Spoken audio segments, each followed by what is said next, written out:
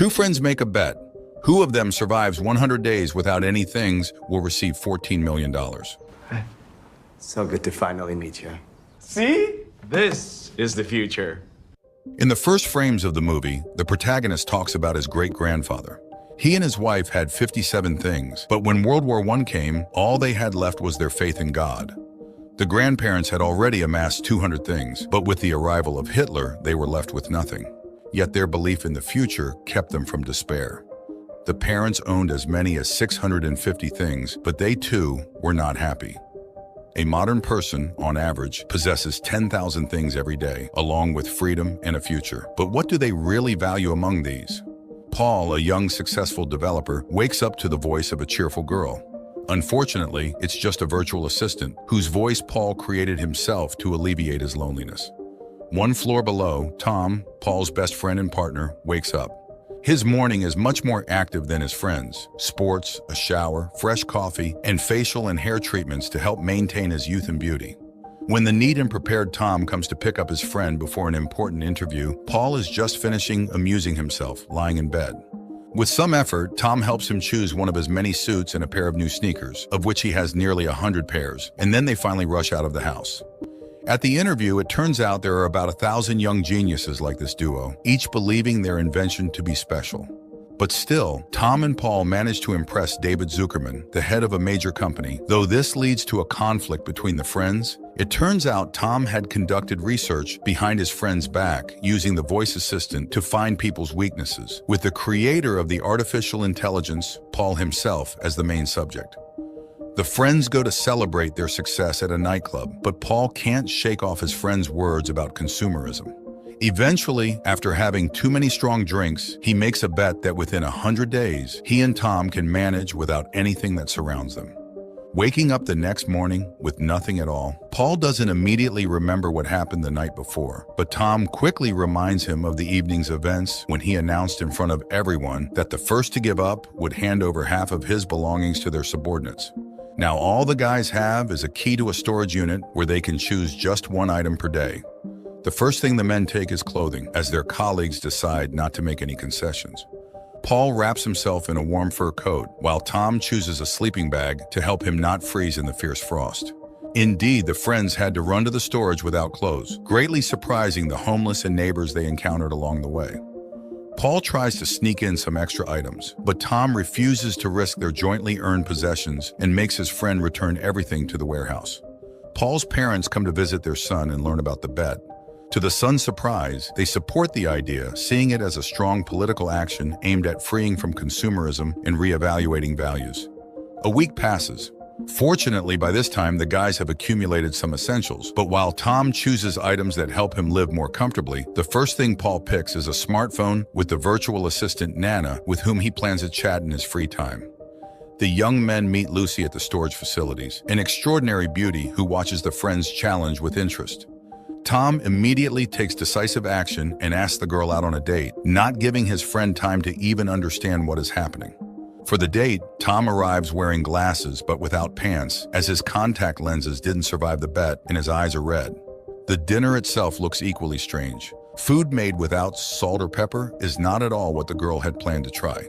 Nevertheless, the couple manages to create a romantic atmosphere and have a heartfelt conversation. However, Tom's story about being a millionaire causes the girl to laugh. The empty apartment clearly didn't look like a luxurious flat.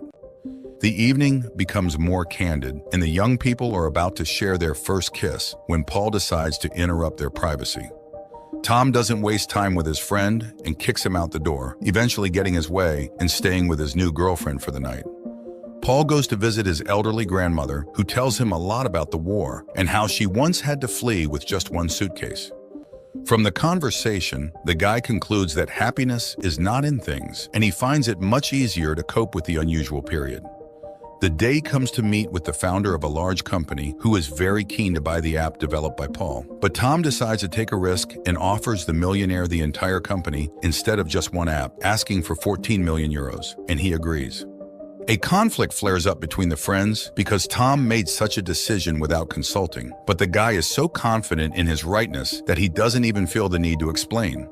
Moreover, Tom is also confident in winning the bet, thinking that Paul will soon break and return to his old lifestyle.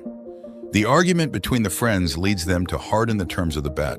Paul knows that Tom occasionally gets some minor help in items and now sets a condition that from this day, any indulgences are excluded, and if someone is caught doing so, the bet is lost.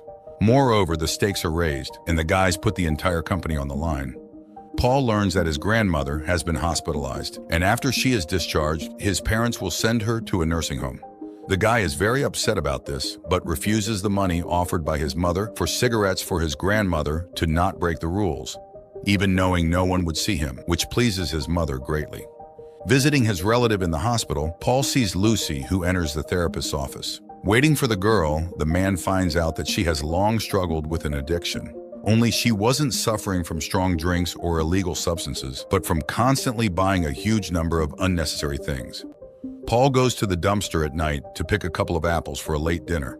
To the guy's surprise, several expensive cars gather around him, one of which was driven by the same founder of the large company who wants to buy the app. Zuckerman offers the guy to get rid of unnecessary people so as not to share his profit with them and join him. As a guarantee, he even hands the developer a bought ticket. Only Paul feels a catch in all this, and besides, he dislikes the idea for which the magnate wants to get Nana.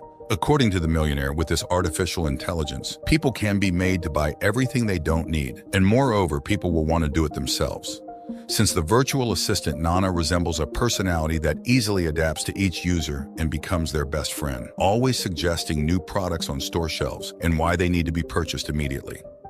Lucy's garage is described because it turns out the girl has a lot of debt, and Tom is convinced that it all happened with Paul's help.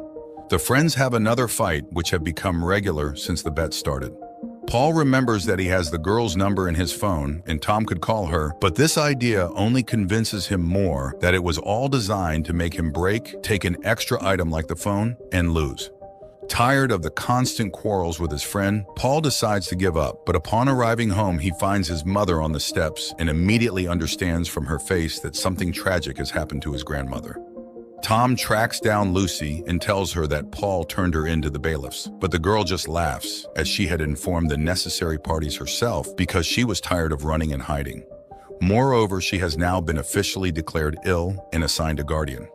But the main reason Tom came was to tell her that he won and could now easily cover her debts and return her property. Returning home, Tom sees all his things that Paul had returned to his apartment, but no one has seen his friend, and colleagues are starting to worry. Tom decides to find out from his friend's parents where they think he has disappeared to. There, he learns about the old lady's death, who was like a grandmother to him, and that Paul flew to California first class, which means someone paid for his trip. But arriving at his friend's apartment, Tom learns something else from the neighbors. One of the residents is upset that Paul can't fix his car, which constantly leaks oil. Meanwhile, Paul has settled somewhere by the river and didn't expect his friend could find him there. The men talk at length, and it turns out the reason for all their quarrels is Paul's first love, whom Tom stole from him. The man admits he was simply envious of his friend because he didn't have a real family or the life that Paul had, so he really wanted to take something away from him. Having cleared the air, the guys finally manage to reconcile. The company gathers at a party dedicated to Paul's loss, but Tom also declares that he didn't win the bet, so the entire amount will be evenly split among everyone. Besides this, the guys propose to their colleagues to create a new project, but this time not on a phone, but on land somewhere outside the city. As the company discusses where to spend the millions, it turns out that Zuckerman himself released Nana, and now he won't pay the developers for collaboration and will likely shut down the company to avoid competition. All the bosses can do to help the team is distribute all the equipment that can be sold.